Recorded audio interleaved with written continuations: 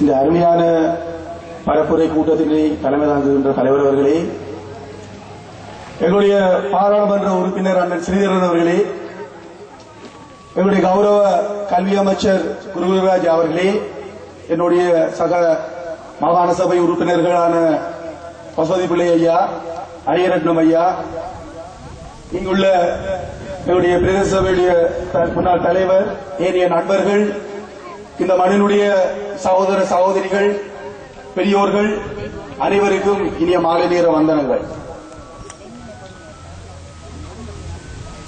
இன்று எங்களுடைய இலங்கை தமிழரசு கட்சியினுடைய முதன்மை வேட்பாளர் ஐயா மாவை சேனாதிராஜா அவர்கள் இந்த நிகழ்விலே கலந்து கொண்டிருப்பதாக எங்களுடைய அண்ணன் ஸ்ரீதரன் அவர்களுக்கு வாக்குறுதி கொடுத்திருந்தார். அவருடைய வேலைப்பாடு காரணமாக வேறு கூட்டங்களுக்கு அவர் செல்ல வேண்டிய ஒரு நிர்பந்தம் இருப்பதன் காரணமாக அவர் சமூகம் அளிக்க முடியாத பட்சத்திலே அண்ணன் ஸ்ரீதரன் அவர்களுடைய பணிப்புரைக்கு அமைவாக நான் இங்கு வருகை தந்துள்ளேன். இந்த மண்ணிலே நின்று இந்த பாராளுமன்ற பரப்புரை கூட்டத்திலே பேசுவதற்கான அந்த பாக்கியத்தை தந்ததற்காக இந்த வேளையிலே அண்ணன் ஸ்ரீதரன் அவர்களுக்கு நான் நன்றி கூற கடமைப்பட்டிருக்கின்றேன். எனக்கு முன் பேசிய எங்களுடைய கௌரவ உறுப்பினர்கள், ஏனைய நண்பர்கள் எல்லோரும் இந்த தேர்தல் விடயம் சம்பந்தமாக சகல விடயங்களையுமே எங்களுடைய மக்களுக்கு கூறியிருக்கின்றார்கள். நாங்கள் கூறப்போகின்ற விடயங்கள் நீங்கள் சற்று உங்களுடைய சிந்தனையிலே எடுத்து செல்ல வேண்டியவர்களாக இருக்கின்றீர்கள்.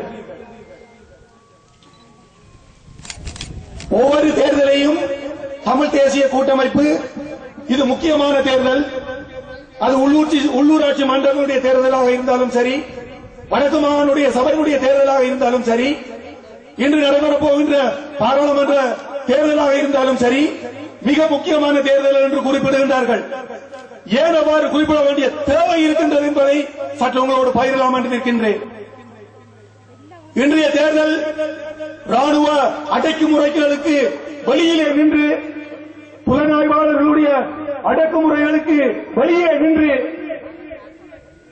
ஜனவரி 8 ஏற்பட்ட சற்று சுவாசிக்கக்கூடிய சூழ்நிலையில் இருந்து இந்த தேர்தலை நாங்கள் போட்டியிடுகின்றோம். 2010 நடந்த யுத்தம் முடிந்த பிறகு நடந்த தேர்தல் தொடக்கம் வடக்கு மாகாண சபை தேர்தல் வரை நாங்கள் ஒரு திறந்த வழி சிறைச்சாலையினுள்ளே, ஒரு ராணுவ அடக்குமுறைக்குள்ளே, புலனாய்வாளர்களுடைய சதிக்குள்ளே நின்று நாங்கள் தேர்தலை முகப்படுத்தவர்கள். எங்கே போனார்கள் இந்த காலகட்டத்திலே நம்மவர்கள்? தமிழ் தேசிய கூட்டமைப்பு 2009ஆம் ஆண்டு யுத்தம் முடிந்த பிறகு எங்களுடைய தமிழகத்தினுடைய தலைவருடைய யுத்தம் மௌனிக்கப்பட்ட பிறகு 2012 அமெரிக்கா சென்று எங்களுடைய ஐக்கிய நாடுகள் சாசனத்துடன் பேசி ஒரு சர்வதேச விசாரணையை, போர்க்குற்ற விசாரணையை நடத்த வேண்டும் என்று தமிழ் தேசிய கூட்டமைப்பு தான் சென்றது. வெளியூரில் உள்ள வெளிநாட்டு ராஜதந்திர சரி, அவர்களுடைய பிரதிநிதிகள் சரி இங்கு வரும்போது தமிழ் தேசிய கூட்டமைப்புடைய தலைமைகளை சந்திக்கின்றார்கள். இங்கிருந்தும் தமிழ் தேசிய கூட்டமைப்பினுடைய உறுப்பினர்களை வெளியிடம் சென்று பேசுகின்றார்கள். அவ்வாறு இருக்கும்போது, இவ்வாறான தேர்தல்கள் நடைபெறும் போது அடையாளம் இல்லாமல் ஒதுங்கி ஒளித்திருந்து போட்டியிடுவதற்கு ஆட்கள் இல்லாமல் இருந்த எங்களுடைய சைக்கிளை சேர்ந்தவர்கள் இன்று களத்திலே இறங்கி என்ன சொல்கின்றார்கள்? ஒரு ஜானை கட்சியினுடைய சின்னத்துக்கு வாக்களிக்க வேண்டாம் என்று எங்கள் மக்களுக்கு புத்தி போட்டுகிறார்களா? வெற்றிலை சின்னத்தினுடைய தேர்தல்வாத அடிமைக்குள்ளே இருந்த அந்த சின்னத்திலே போட்டியிடுவதற்கு வாக்களிக்க வேண்டாம் என்று சொல்லுகின்றார்களா? அரசியல் அனாதைகளாகி ஐயா சொன்னது போன்று இன்று வீடையை மீட்டுபவர்கள் 20 வருடம் அரசோடு ஒட்டியிருந்து எங்களுடைய இனத்துக்கு செய்த துரோகத்தை மறைத்து வீர சின்னத்துக்கு வாக்களிக்க வேண்டாம் என்று சொல்லியிருக்கிறார்களா? இல்லை. நாங்கள் முகம் கொடுத்த தேர்தல்கள் அனைத்துமே ராணுவத்தோடும் ராணுவ புலனாய்வாளர்களோடும் அரசு இயந்திரத்தோடும் நாங்கள் மல்லுக்கட்டி செய்த அந்த தேர்தல்கள், அந்த தேர்தலில் எங்களுடைய மக்கள் எங்களுக்கு ஆணையை வழங்கி இருக்கின்றார்கள். அவ்வளவு அடக்குமுறைக்குள்ளும் எங்களுக்கு அந்த ஆணையை தந்திருக்கின்றார்கள். வடக்கு மாகாண சபையினுடைய தமிழ் அரசு உதயமாவதற்கு 30 ஆசனங்களை பெற்று தந்திருக்கின்றார்கள். எங்கே போனார்கள்? இன்று தமிழ் தேசியத்தினுடைய தலைமையை வசைபாடுகின்றார்கள். அண்ணன் மாவை சேனாதிராஜ் அவர்களை வசைபாடுகிறார்கள். சுமந்திரன் அவர்களை தமிழ் தேசிய கூட்டமைப்பில் இருந்து தூக்கி எறிவதற்காக வசைபாடுகின்றார்கள். எல்லாம் என்னதுக்கு? பாராளுமன்ற தேர்தல் 17 நடைபெறும் போது அவர்கள் தமிழ் தேசிய கூட்டமைப்பினுடைய தலைமையை சிதைச்சு எங்களுக்கு இருக்கின்ற பேரம் பேசுகின்ற அந்த ஆற்றலை மழுங்கடித்து நாங்கள் எங்களுடைய பேசும் வல்லமையை இழந்து போகின்ற அந்த ஒரு துப்பாக்கிய சூழலுக்கு எங்களை விட்டு செல்வதற்காக என்று தலைமை இருக்கிறார்கள். நீங்கள் சிந்திக்க வேண்டும் என்பது உறவுகளை.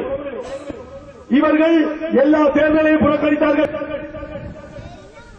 ஜனாதிபதி தேர்தலை பரிசீலிக்க கூறினார்கள். இன்று பொது தேர்தலிலே வந்து போட்டியிடுகின்றார்கள். கூட்டமைப்புக்கு வாக்களிக்க வேண்டாம் என்று. இவருடைய புத்தி, இவருடைய அப்பா அல்ல, அவருடைய பேரனுடைய புத்தி. பண்டா செல்வா ஒப்பந்தத்தை நடைமுறைப்படுத்தாது தடுத்தார். தட்டி செல்வா ஒப்பந்தங்களை தடுத்தார். ஒற்றை ஆட்சிக்குள்ளே தான் தீர்வு என்று கூறினார் இவருடைய பேரனர். என்று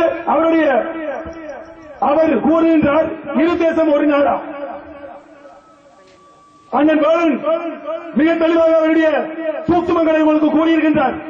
ஆகவே எங்களுடைய இனத்திலே கூட்டமைப்பிலே இருந்து பிரிந்து சென்று இன்று இரு தேசம் ஒரு நாடு என்ற கொள்கையோடு எந்த பேரினவாத சக்திகளையும் தாக்காது தமிழ் கூட்டமைப்பை புறந்தள்ள உங்கள் முன் வருகின்றார்கள், வாக்கு கேட்டுள்ளார்கள்.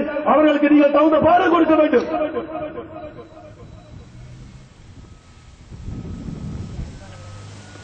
ஐக்கிய இலங்கைக்குள் சமஷ்டி நாங்கள் ஒரு பரம்பரையான நிலத்தை கொண்டவர்கள்.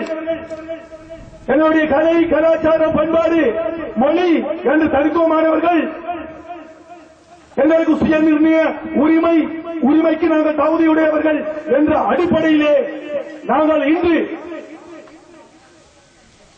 சமஷ்டி ஐக்கிய இலங்கைக்குள்ளே சமஷ்டி நாங்களே எங்களுடைய சுயநிர்ணய அடிப்படையிலே நாங்கள் எங்களை ஆளக்கூடிய கௌரவமாக வாழக்கூடிய அந்த ஒரு தேர்தல் விஞ்ஞாபனத்தை எங்களுடைய தலைவர்கள் முன்வைத்திருக்கின்றார்கள். நாங்கள் இந்த இடத்திலே சிந்திக்க வேண்டும். 49களிலே இலங்கை தமிழரசு கட்சியை தந்தை செல்வா உருவாக்கினார். இலங்கைக்கு பொருத்தமான ஒரு தீர்வு சமஷ்டி முறையே. அன்றைய சிங்கள தலைவர்களும் அதனை ஏற்றுக்கொண்டிருந்தார்கள். ஆனால் ஒன்றுமே நடக்க முடியாத பட்சத்தில் எங்களுடைய சாத்விக போராட்டங்கள் முறியடிக்கப்பட்டு நாங்கள் எங்களுடைய சாத்விக போராட்டம் மாறி நாங்கள் ஆயுத போராட்டமாக பரிணாமித்தோம். இலங்கையினுடைய 6வது திருத்தத்துக்கு எதிராக எங்களுடைய தலைவர் பெருமாளுடைய தலைமையிலே தமிழரை கேட்டு போராடியவர்கள். எங்களுடைய போராட்டம் மௌனித்தது. எங்களுக்கு உரிமை கிடைக்கவில்லை. கௌரவமாக இருந்தோம். போராட்ட காலத்திலும் ஒரு நேரம் கஞ்சி குடித்தாலும் கௌரவமாக இருந்தோம். இங்கு என்ன நடந்தது என்று சர்வதேசம் மூடி மறைத்தார்கள். எல்லோரும் மௌனித்த பின்பு நாங்கள் மீண்டும் இந்த ஐக்கிய இலங்கைக்குள்ளே எங்களுடைய மக்களுக்கு ஒரு தன்னிறைவான ஒரு சுய ஆட்சி, சுய கௌரவமுடைய ஆட்சியை கட்டி நாங்கள் எங்கள் தேர்தல் விஞ்ஞாபனத்தை நாங்கள் தயாரித்துக் கொடுத்திருக்கின்றோம். காலத்துக்கு காலம் நாங்கள் தேர்தல் விஞ்ஞாபனத்தை மாற்றியவர்கள் அல்ல. சமஷ்டி இன்று கேட்கவில்லை. 49களிலே தந்தை கேட்டிருக்கின்றார். ஆக எங்களிடம் விலை போகாத தலைவர்கள் எங்களை வழிநடத்தி இருக்கின்றார்கள். தந்தை செல்வா சரி, எங்களுடைய தலைவர் பிரபாகரன் அவர்கள் சரி, என்று எங்களுடைய சம்பந்தம் ஐயா சரி, விலை போகாத தலைவர்களை நாங்கள் கொண்டிருக்கின்றோம். அந்த வழியிலே வந்த எங்களுடைய அண்ணன் சிறிதரனை யாரும் விலை கொடுத்து பார்க்க முடியாது என்பதை இந்த இடத்தில் சொல்லிக் கொள்கின்றேன்.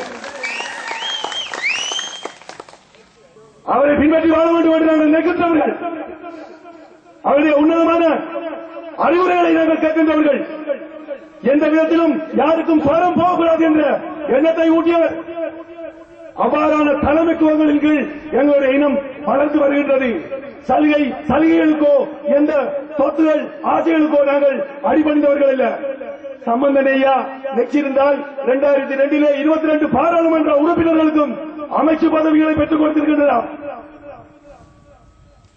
அண்மையிலே நடைபெற்ற 2010 ஆண்டு தேர்தலிலே கூடி 13 பாராளுமன்ற உறுப்பினர்களுக்கும் அமைச்சு பதவிகளை பெற்றுக் கொடுத்திருக்கின்றனர். முடியாதா? அமைச்சுக்களை பெற்றுக் கொள்வதோ சலுகைகளை பெற்றுக் கொள்வதோ எங்களுடைய அரசியல் அல்ல. ஒற்றை ஆட்சிக்குள்ளே தீர்மானம் ரணில் கூறுகின்றார். அவருடைய தலைமையிலே இங்கே ஒரு அணி போட்டியிடுகின்றது. 99.9% மக்கள் வாழ்கின்ற எங்களுடைய யாழ்ப்பாண மாவட்டத்திலே வாக்கு கேட்கின்றார். ஒரு ஆசனத்தை யானை பெற்றுக் கொண்டால் ரணில் சொல்ல மாட்டாரா சர்வதேசத்திற்கு மக்கள் சமஸ்டியை விரும்பவில்லை, அவர்கள் ஐக்கிய இலங்கைக்குள் கௌரவமாக வாழ விரும்பவில்லை, என்னுடைய பாராளுமன்ற உறுப்பினர் ஒருவரை ஆதரித்து தந்திருக்கின்றார்கள். நாங்கள் என்ன சிங்களவருக்கு அபரந்தோம்? ஆகவே யோசிக்க வேண்டும். அடக்குமுறைகளுக்கு நாங்கள் இருந்து வீட்டுக்கு வாக்களித்தவர்கள் இன்று ஒரு சுவாசிக்கக்கூடிய ஒரு தருணம் இது. இன்று நாங்கள் சுதந்திரமாக எந்தவித ஒரு இறுக்கமான சூழல் இல்லாமல் நாங்கள் வாக்களிக்கக்கூடியவர்கள். எங்களுடைய யாழ்ப்பாண தேர்தல் மாவட்டத்திலே கிளிநொச்சி தேர்தல் தொகுதியிலே அதிக வாக்குகள் இருக்கின்றன. நாங்கள் எதிர்பார்க்கின்றோம் 60,000 வாக்குகளுக்கு மேல இங்கே மக்கள் வாக்கிட வேண்டும் என்று. அவ்வாறான ஒரு சூழலிலே பேரினவாத சின்னங்கள் யாழ்ப்பாணத்திலே போட்டியிடுகின்றது. புதிரிகள் சுயேட்சைகள் என்று களமிறக்கப்பட்டிருக்கின்றது. பாராளுமன்ற உறுப்பினராக இருந்தவர்கள் பாராளுமன்றத்திற்கு திருப்பி வருவார்களோ என்று எண்ண தோன்றுகின்ற நேரத்திலே இவர்கள் எங்கிருந்து முளைத்தார்கள்? இவர்கள் வெல்வார்களா? இவர்கள் காசு எவ்வாறு வந்தது? எங்களுடைய இனத்தை சீரமைப்பதற்காக அரசாங்கத்தினுடைய அடிவருடிகளாக பல்வேறு பரிணாமத்திலே இருக்கின்ற அரச கைக்கூலிகளாக இவர்கள் களமெடுக்கப்பட்டிருக்கிறார்கள். ஆகவே எங்களுடைய மக்கள் சிந்தனையிலே தெளிவாக இருக்க வேண்டும். நாங்கள் அரச பேரினவாத சின்னங்களுக்கு வெற்றிலை யானை என்ற ஒரு அரச பேரினவாத சின்னங்களுக்கும் எங்களுடைய தார்மீக நிலைமை உள்ள அந்த வாக்கை நாங்கள் புள்ளடியிடக்கூடாது. இன்று அரசியல் அனாதைகளாய் போன அந்த வீர சின்னத்தை அடியோடு மறந்து விடுங்கள். இனம் கொல்லப்பட்ட போது மூடியிருந்தார்கள், காரிகள் அபகரிக்கும் போது வாய் மூடியிருந்தார்கள், ஆலயங்கள் உடைக்கப்படும் போது வாய் மூடியிருந்தார்கள். அரசாங்கத்தில் சலுகையை பெறுவதற்காக நாங்கள் விலை கொடுத்திருக்கின்றோம். யாரை விலை கொடுத்திருக்கின்றோம்? எங்கள் மக்களை விலை கொடுத்துக் கொண்டிருக்கிறோம். எங்களுடைய சகோதர சகோதரிகளை விலை கொடுத்திருக்கின்றோம். மாணவ வீரர்களை இந்த மண்ணிலே விதைத்திருக்கின்றோம். இவ்வாறு இருக்க இந்த கயவர்களுக்கு நாங்கள் வாக்கிடுவதா? இதுதான் அருமையான சந்தர்ப்பம். தமிழ் தேசிய கூட்டமைப்பு ஒரு உச்ச நிலையிலே இருக்கின்றது. இவர்களுக்கு மத்தியிலே இந்த சைக்கிள் எங்களுக்கு சவாலாக இருக்கின்றது. எங்களுடைய தேசிய ஆன்மாவை அது உலக்கி பார்க்கின்றது. மாய வார்த்தைகளுக்கு சிக்காதீர்கள். இன்னும் 2 வாரங்களில் உள்ளன. உங்களிடம் வருவார்கள், மாய கதைகள் விடுவார்கள். எல்லாத்தையுமே உங்கள் காதால் கட்டு மறுகாதால் விடுங்கள். எங்களுடைய பேரும் பேசுகின்ற எங்களுடைய விலை போகாத தலைமை, எங்களுடைய தமிழ் தேசிய கூட்டமைப்பு அதனுடைய பேரும் பேசும் ஆற்றலை சர்வதேச அரங்கில் தொடர்ந்து நாங்கள் நிலைநிறுத்த வேண்டும் என்ற எண்ணத்தோடு நாங்கள் வாக்களிக்க வேண்டும். எங்களுடைய உறவுகளுக்கு சொல்ல வேண்டும், நீங்கள் இங்கு வராதவர்களுக்கு சொல்ல வேண்டும். தமிழ் தேசிய கூட்டமைப்பு தான் ஒரு தன்மானம், தமிழனுடைய அடையாளம், அது தலைவனால் உருவாக்கப்பட்ட ஒரு அரசியல் தலைமை என்பதை இந்த இடத்திலே தெளிவாக கூறிக்கொள்ள விரும்புகின்றேன். ஆகவே நாங்கள் மிக தெளிவாக இருக்க வேண்டும். எங்களுடைய மக்களை நீங்கள் உங்களுடைய உணர்வுகளால் தூண்டி இந்த சில்லறைகளுக்கு விலை போகாமல், அவருடைய ஆடு மாடுகளுக்கு விலை போகாமல், அவர்கள் தருகின்ற சலுகைகளுக்கு அடிமையாகாமல், அவருடைய அப்பன் வீட்டு பாலத்து தரவில்லை, எங்களுடைய இனத்தை விட்டு அதற்காக பெற்ற பணத்திலே எங்களை விட்டுக் கொள்வதற்காக அவர்கள் அள்ளித்தாருகின்றார்கள். ஆகவே அதற்கும் சொல்ல போகாமல் உன்னதமான பாதையிலே வழிநடந்து வந்த எங்களுடைய விலை போகாத தலைவர்களிலே உருவாக்கப்பட்ட இந்த தமிழ் தேசிய கூட்டமே எங்களுடைய அடையாளம், இன ஒற்றுமையின் அடையாளம், தமிழ் தேசியத்தின் அடையாளம். வீட்டு சின்னத்துக்கு அனைவரும் வாக்களிக்க வேண்டும் என்று இந்த இடத்திலே உங்களிடம் மண்டியிட்டு கேட்டுக் கொள்கின்றேன். இந்த சந்தர்ப்பத்திலே அண்ணன் சிறிதரன் அவர்களுடைய ஒரு பொறுப்பை தந்திருக்கின்றார். எங்களுடைய தமிழரசு கட்சியினுடைய யாழ் மாவட்டத்திலே போட்டியிடுகின்ற முதன்மை வேட்பாளர் ஐயா மாவை சேனாதிராஜா அவர்கள் எங்களுடைய தமிழரசு கட்சியினுடைய தலைவர் மட்டுமல்ல, அவர் யாழ் மாவட்டத்தினுடைய முதன்மை வேட்பாளர். எனவே அவர் நிச்சயமாக அதிகளவான பெரும்பான்மையோடு எங்களுடைய கூட்டமைப்பின் யாழ் மாவட்ட பிரதிநிதித்துவத்தை பிரதிபலிக்கக்கூடிய வகையிலே ஒரு கட்சியினுடைய முதன்மை வேட்பாளரை நாங்கள் நிச்சயமாக ஆதரிக்க வேண்டும். நீங்கள் வீட்டுக்கு ஒரு புள்ளடி போடுவீர்கள். அத்தோடு இந்த மண்ணினுடைய மைந்தன் விலை போகாத தலைமை அண்ணன் சிறிதரன் அவர்களுடைய இலக்கம் 10க்கு வாக்களிப்பீர்கள். அத்தோடு சேர்ந்து எங்களுடைய கட்சியினுடைய முதன்மை வேட்பாளர் அண்ணன் மாவை சேனாதிராஜாவுடைய இலக்கம் 9க்கும் வாக்களித்து இருவரையும் மாபெரும் வெற்றியடைய செய்வீர்கள் என்று கேட்டுக்கொண்டு இந்த அருமையான சந்தர்ப்பத்திலே இந்த வீரம் விளைந்த மண்ணிலே என்று உங்கள் முன் பேசுவதற்கு எனக்கு வாய்ப்பு தந்த அண்ணன் சிறிதரன் அவர்களுக்கு எங்களுடைய பாராளுமன்ற உறுப்பினர் சிறிதரன் அவர்களுக்கு நன்றி கூறி விடைபெறுகின்றேன். நன்றி, வணக்கம்.